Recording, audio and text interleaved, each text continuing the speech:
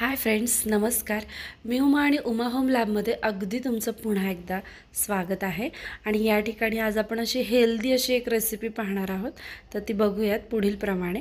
तर या ठिकाणी मी एक पॅन घेतलेला आहे. हा लोखंडी पॅन आहे आणि याच्यामध्ये थोडंसं तेल मी टाकून घेतलेलं आहे आणि याच्यामध्ये छान असा कढीपत्ता तडतडवून घेतलेला आहे. त्याच्यामध्ये तुम्हाला हवं असेल तर जिरं मोहरी पण टाकू शकता, पण या ठिकाणी मी फक्त कढीपत्ता घेतला आणि थोडासा कांदा घेतलेला आहे.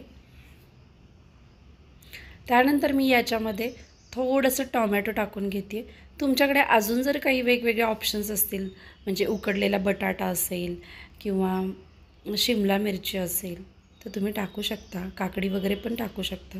आता हे मी छान असं परतवून घेते आहे. फार नाही परतवायचं. ह्याच्यामध्ये चवीनुसार मी मीठही टाकते आहे. मिठामुळे कांदा लवकर सॉफ्ट होतो, लवकर शिजतो, कारण कांद्यातील पाणी बाहेर पडत असतं. पण आपल्याला या रेसिपीमध्ये ना या गोष्टी फार कमी भाजायच्यात. नॉर्मली ह्या गोष्टी आपल्याला कच्च्याच ठेवायच्या आहेत. थोडंसं तांबडं तिखट टाकून घेतलं आणि ते परत हलवून घेतलं, व्यवस्थित मिक्स केलं आणि मग याच्यामध्ये मी काही मोड आलेली धान्य आहेत ते टाकलेत. म्हणजे मी याच्यामध्ये हरभरे आहेत जे की मोड आलेले आहेत. त्याच्यानंतर मटकी आहे, ती पण मोड आलेलीच आहे, ती याच्यामध्ये टाकून घेतली. तुमच्याकडे अजूनही काही मूग असेल, हुलगे असतील वगैरे सुद्धा तुम्ही मोड आलेल्या गोष्टी टाकून घेऊ शकता. सोयाबीनही टाकू शकता तुम्ही, म्हणजे जे आपलं चंक्स असतात सोयाबीनचे ते सुद्धा ह्याच्यामध्ये भिजवून छान गरम पाण्यात उकळवून सुद्धा बॉईल केलेले ह्याच्यामध्ये टाकू शकता. ह्याच्यामध्ये खूप सारे प्रोटीन्स आहे, आयर्न आहे, कॅल्शियम आहे. यामध्ये थोडीशी हळदही टाकली आहे. हळदीमुळे रंगही छान येईल, छानही दिसेल. तर या पद्धतीने मी या सगळ्या गोष्टी छान अशा मिक्स करून घेते आहे. तुम्हाला मी याच्यासोबत अजून तुम्ही याच्यामध्ये काय काय ॲड करू शकता हेही यामध्ये सांगितलेलं आहे.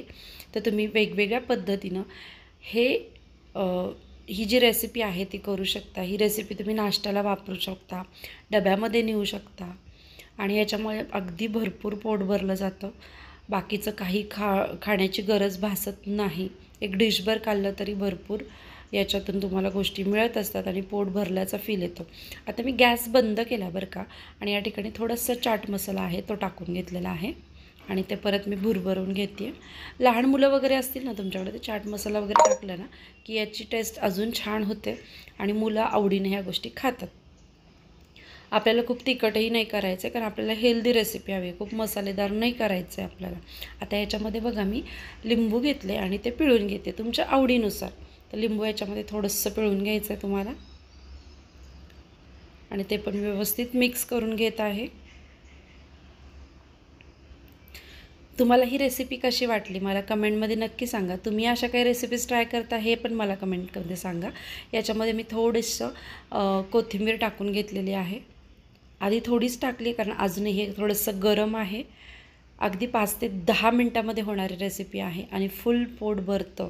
सकाळी खाल्लं तर दुपारपर्यंत अजिबात भूक लागत नाही. जे हेल्थ कॉन्शियस लोक आहेत, जे एक्सरसाइज करतात, ज्यांना वेट लॉस करायचं आहे, यांच्यासाठी उत्तम आहे. डब्यालासुद्धा देऊ शकता, मुलांच्यासुद्धा छोट्या डब्यासाठीसुद्धा तुम्ही ही गोष्ट देऊ शकता. आता ह्याच्यावरती परत मी थोडंसं कोथिंबीर परत भुरभुरून घेते आहे.